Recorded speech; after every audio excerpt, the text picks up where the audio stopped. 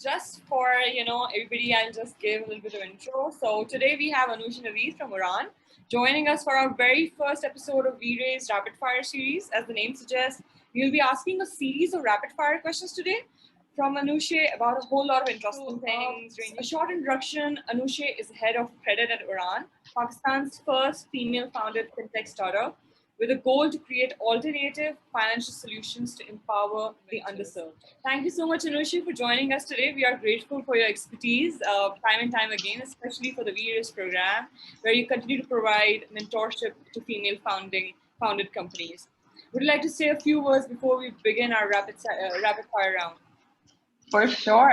Thank you so much for having me on and for that very kind and generous introduction. I hope I do justice to that. And I'm really excited to have this conversation and also to be a part of the WeRaise network because I think it's solving a very, very critical problem. So always happy to help in any way that I can. So, okay, let's begin the rapid fire round. My first question from you would be, how would you describe yourself in 3 words? Oh, that's a really good one.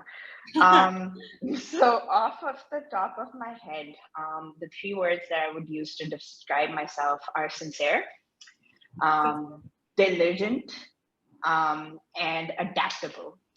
And this is not really a word and it's kind of exceeding the limit, but I always say about myself that I have very strong opinions, but very loosely held. And what that essentially means is I think it goes to the adaptability part of me where I'm very open to listening and course correcting and changing my stance on things. It's carried me very far in life. Yeah. That's great. I think your experience kind of feeds into the fact that when you say you're diligent, sincere, and adaptable. What are 2 things on your bucket list currently? Oh, I know that right away. So I want to go to a BTS concert. That's number 1 on my bucket. I'm very hardcore ARMY. And the second one is I want to learn the Korean language. I've been dabbling with Duolingo. Let's see how far that goes. Yeah. K-pop and Korean language is really increasing. Our director is also a big fan, Kulsum Lakhani. I'm sure you already know. So it's great. Yeah.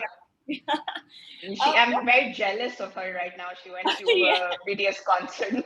That's true. She has posted about it. Yes, that's true. Yeah. What's your take on the current macroeconomic conditions? So I think like there are takes and then there are just certain facts, right? So let me start with the facts. We are in a period of time where we're facing a global slowdown. There is a possibility for a global recession, like people are gearing up for that. But the slowdown is happening for sure, 2020. We're in an economy where oil prices, inflation are on the rise. There's soaring energy and food prices. Supply chains across the world are being disrupted because of conflicts in specific regions.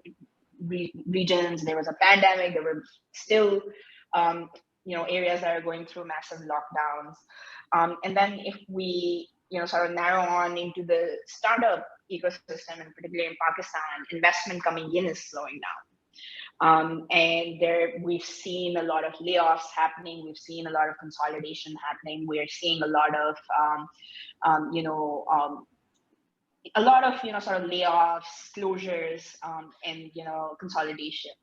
Yeah. And there was already a contraction prior to this because of the global pandemic and all the lockdowns that happened. So I think those are sort of the macroeconomic conditions, and the dollar rate is also rising at the same time, right? And especially for our currency, that means it's at an all-time peak. So in those conditions, I think like those are the macroeconomic conditions. In terms of my take and what we're really doing at Oraan is really preparing people for this slowdown, is really sort of helping educate people in terms of what these macroeconomic conditions mean when we translate them into their day-to-day lives. What are the impacts that these are going to have, so that they make educated and informed decisions about their money and money management, right? And this is a time to excellent time to sort of save, cost cut, do not spend on unnecessary things. And another thing I will say that we're really preparing our members and everybody who consumes, sort of the content that we put out is to, really kind of steer clear from riskier investment opportunities. This is time to do, sort of low risk and more stable opportunities like the National Savings Certificate, for example. How has your experience, Anusheh, in research and insight impacted your personal journey at Oraan? So, that is a great question. That is a really great question, actually. I think that my experience in my research experience has actually been invaluable in terms of how I operate and walk throughout, my professional career and personal career as well, right? Like it's helped me exercise some of my core skills, because a lot of these skills are muscles that you need to exercise and really keep honing.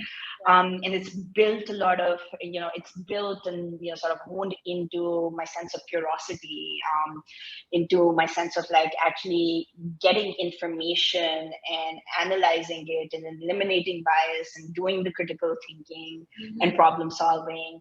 And I think one of the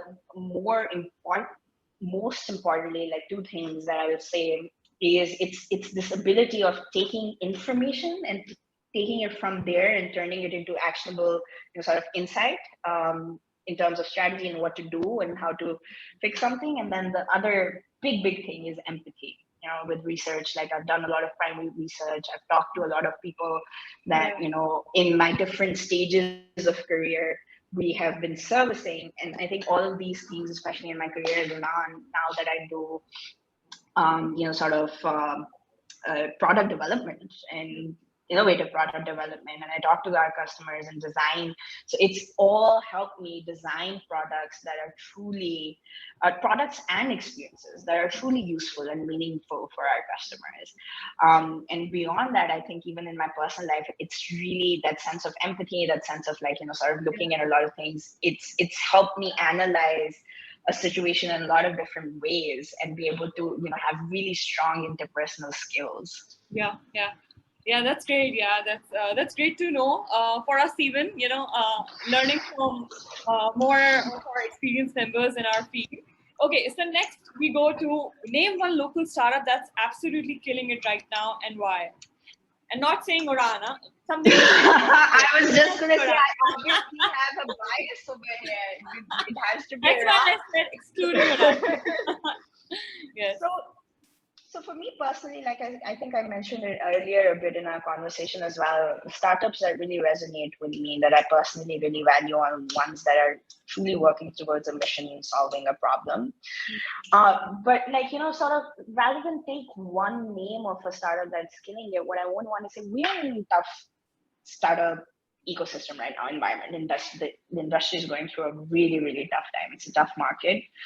And I think I would classify any startup that's killing it right now, any startup that is able to course correct in these times, really focus in on their product offerings.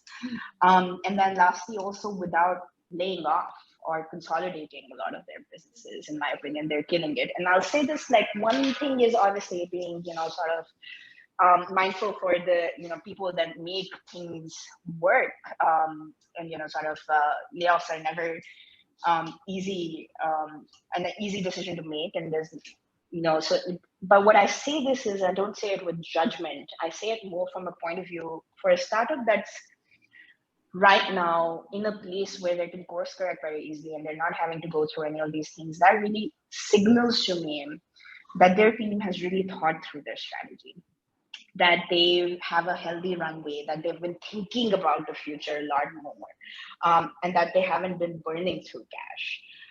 So to me, those are the startups that are absolutely killing it. Everybody else, I mean, and like I said, like without judgment, everybody else is also, it's tough times, but everybody is doing the best they can. But if you're saying like, we're the all-stars, those are the all-stars to me right now. Yeah, I can definitely see the empathy aspect that you were saying, because your answer really empathizes with all the startups who are working hard in these circumstances. Okay, so if you don't give me like one name, can you at least tell me top 3 local startups, startup apps that are on your phone? Oh, so I was interestingly just looking through my phone earlier today, Yeah. and I realized I actually just have two local apps on my phone, and those are Oraan and WeRaise. Okay. So let's move on to one of the most important questions, and you have been part of WeRaise program. My question would be that why do you think programs like WeRaise are important at this point in time? So, we've talked about this a little bit, right? Like, it is so important, and I can't stress this enough.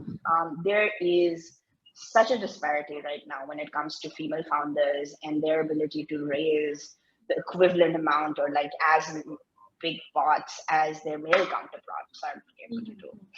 And even though, globally it's becoming very trendy, and it has been trendy for a while to, sort of gender lens investing, we are not seeing that output in terms of just the numbers, sort of thing. And I think saying that, oh, there are just not enough female founders, or there's just not enough companies doing well enough, that's kind of the easy excuse to have, or that's the sort of like that's a symptom. It's not a root cause.